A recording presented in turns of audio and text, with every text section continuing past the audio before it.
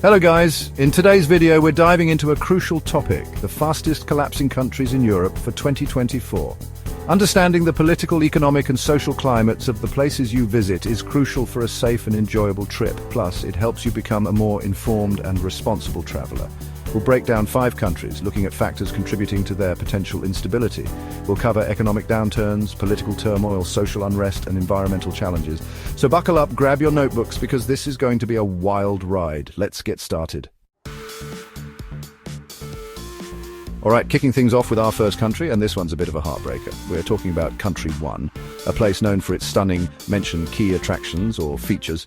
But beneath its beautiful exterior, Country 1 is grappling with serious economic and political challenges. First up, let's talk about the elephant in the room, the debt.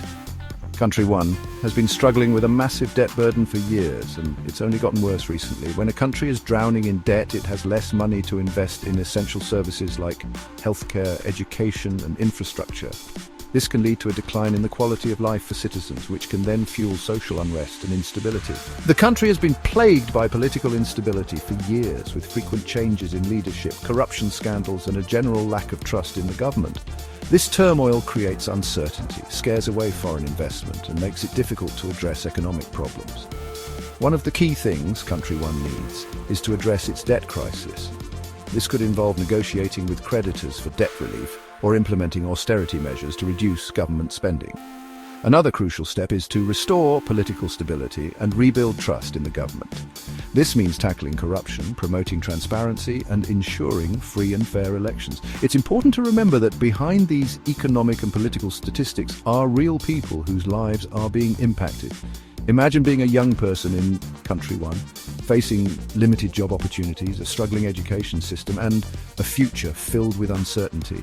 So what can we do as individuals? We can educate ourselves about these issues and spread awareness. We can also support organizations that are working on the ground to make a difference. Ultimately, the future of Country 1 remains uncertain. But by understanding the challenges it faces and supporting efforts to create a better tomorrow, we can all play a role in shaping a more just and equitable world. Let's move on to the next country. Next up, we're heading over to Country 2, a nation grappling with deep-seated social divisions and a rapidly deteriorating environment. Country 2 might be known for its mention a positive aspect, for example, rich history, vibrant culture. But beneath the surface, there are cracks in its foundation. One of the biggest challenges facing Country 2 is the growing gap between the rich and the poor. We're talking about income inequality on a massive scale, where a small percentage of the population holds the vast majority of the wealth. This disparity in wealth isn't just unfair, it's a breeding ground for social unrest, crime, and instability. When people feel like the system is rigged against them, they're more likely to lose faith in institutions and resort to desperate measures. And if that wasn't enough, Country 2 is also on the front lines of the climate crisis. Extreme weather events like floods, droughts, and heat waves are becoming more frequent and intense, devastating communities and putting a strain on resources. This environmental degradation further exacerbates existing social tensions as competition for dwindling resources intensifies. Another pressing issue in Country 2 is the erosion of trust in traditional institutions.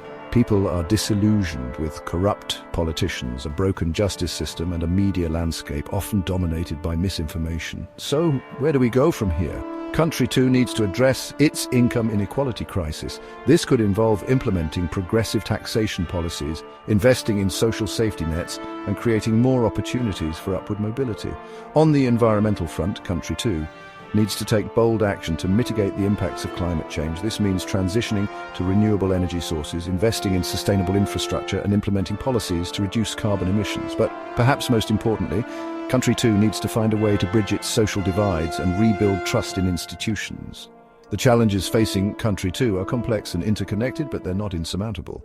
By addressing income inequality, tackling the climate crisis, and rebuilding trust in institutions, Country 2 can create a more sustainable, just, and equitable future for all its citizens. Let's move on to the next country.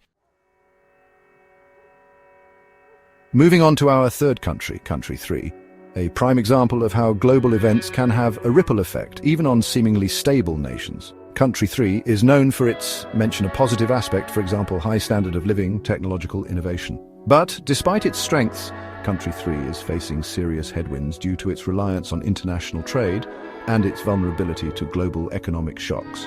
Country 3 has built its economy on being a major player in the global marketplace. They export a lot of mention key exports and rely heavily on imports for mention key imports. This strategy has brought them prosperity in the past, but it also makes them incredibly susceptible to shifts in the global trade landscape. Unfortunately, things have been pretty shaky in the world of international trade lately. We've got ongoing trade wars, rising protectionism and geopolitical tensions disrupting supply chains and creating uncertainty in the market. For a country like Country 3, which depends so heavily on trade, these disruptions can be devastating. Imagine this. You're a business owner in Country 3 who relies on exporting your goods to other countries. Suddenly, tariffs are imposed, trade routes are disrupted, and the cost of doing business skyrockets. You're left scrambling to adapt, facing the possibility of layoffs, closures, and economic hardship. So what's the solution? Country 3 needs to find a way to diversify its economy, reducing its reliance on a handful of export markets and fostering domestic innovation and entrepreneurship. At the same time, Country 3 needs to be more strategic in its approach to international trade. The key takeaway here is that we live in an interconnected world, and events happening on the other side of the globe can have a very real impact on our lives. Let's move on to the next country.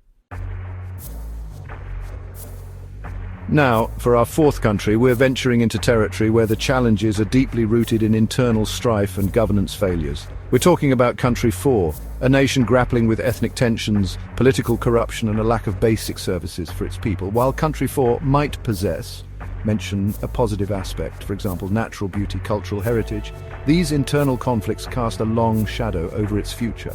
One of the most pressing issues in Country 4 is the deep-seated mistrust and animosity between different ethnic groups.